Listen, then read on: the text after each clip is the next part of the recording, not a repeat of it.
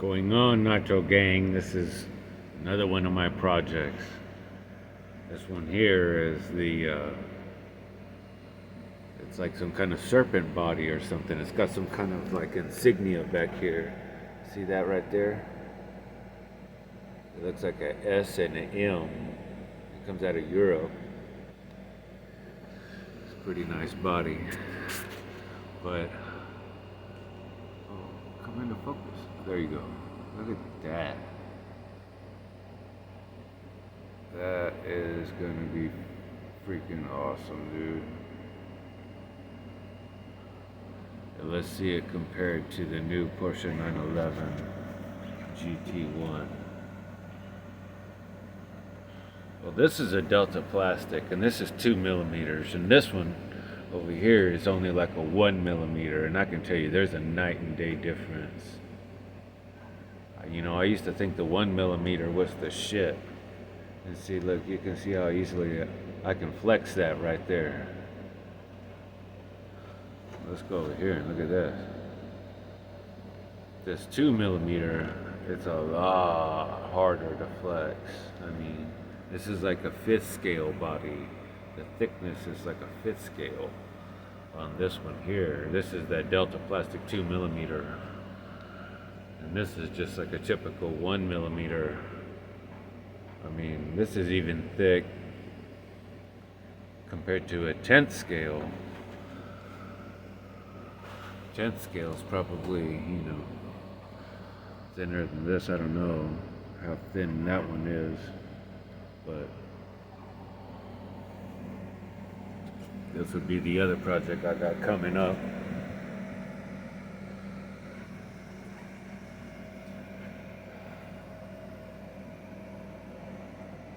I haven't decided on a paint scheme with this one yet.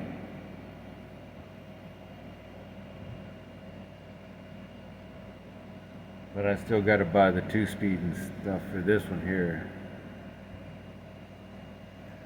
I just finished buying the 2-speed for this one here. So all I really need for that one over there is the engine mounts and the 2-speed. And I gotta get them center differential mounts there. That's really it. But I just wanted to show you guys this other one I had. This is a really cool body too. You see the side profile there. I gotta get a wing for it.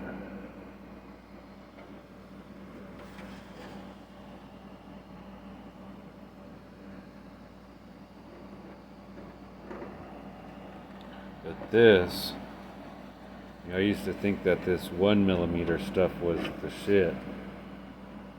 Now that I got that 2 millimeter right there, that one I realize is a lot better than this, or 1 or 1.5, whatever this one is.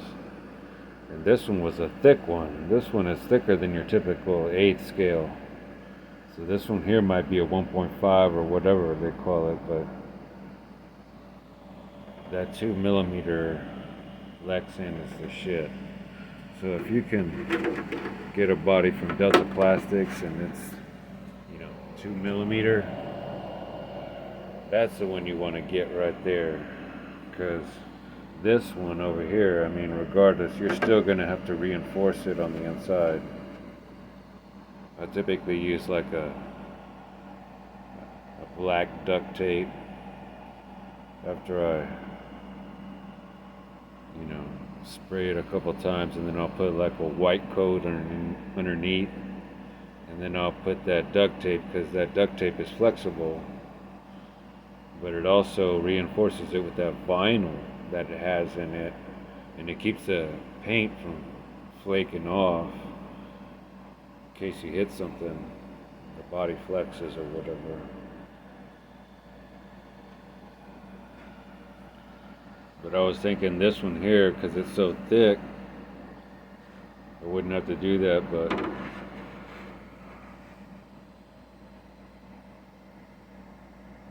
it's probably a good idea to do it anyway. Because these bodies, once you hit them on the front and they start to flex, that paint will start to chip. So you want to reinforce it with like a white undercoat, and then put some of that some duct tape underneath it, at least just 1 or 2 layers, and that'll protect it from, you know, when you're rubbing from the tires or whatever else, in case you hit a curb or something like that, you know, and that body starts to flex, you know, even with, let me see, because I'm just pushing on it and you can hear it, it's starting to flex. That's not what you want. You want a rigid.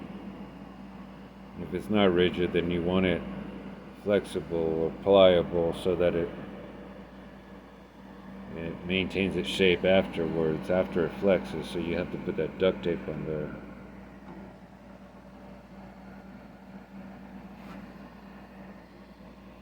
But yeah, this body's freaking sick. I can't wait to get this one painted up. I don't know what I'm going to paint it up as. I was thinking all kinds of flames and shit would be cool. Maybe in the middle with the white, and then a blue outside of the middle. A little bit of blue right here. And then with like some yellow, like flames and orange and stuff coming up. And I don't know, I mean, I just really like to do this body really nice. To me, the bodies are, you got one shot at doing it. You might as well spend the money and, you know, take your time and do it as nice as you can. Because it seems like, to me, that the body can make or break the car. And if you put a shitty paint job on it, nobody's going to give it any respect, even though it might look cool as shit like this. Look at them body lines, man. Them motherfuckers cool as shit. Look at that. There you go.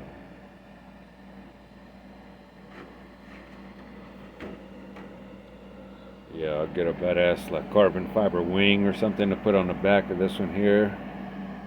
I already got the wing for that one there, but I'll probably put a carbon fiber one on that one too. So let's just check them out side by side. See how they look.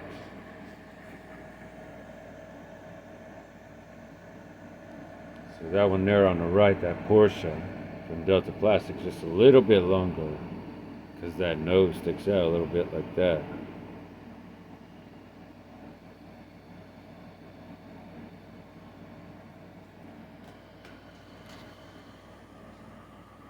It's 1/8 scale, man. That's what I really like. 1/8 scale on-road. That's my favorite.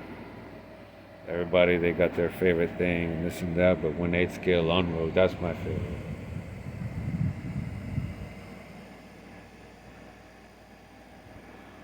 Nitro, 8 scale on-road nitro, that's my favorite. I like these big ass heavy cars because when they start to turn, you can see that body start to roll and lean. And they just look so good, like with all that body roll. You know what I mean? It just looks like a real car with the physics and stuff, you know. And the 10 scale cars, they don't look like that because, you know, they've got real low, like, suspension and stuff. So, I mean, it's like a half, quarter inch or whatever underneath. And, you know, you can't really see the body leaning like you can on this one. This one's got like a 1/2 inch of clearance underneath. With that 1/2 inch of clearance, I mean, it's enough to see that body rolling and leaning and stuff. And it just makes them look so cool. And that's where it's at to me, guys. I really like that 8 scale on-road.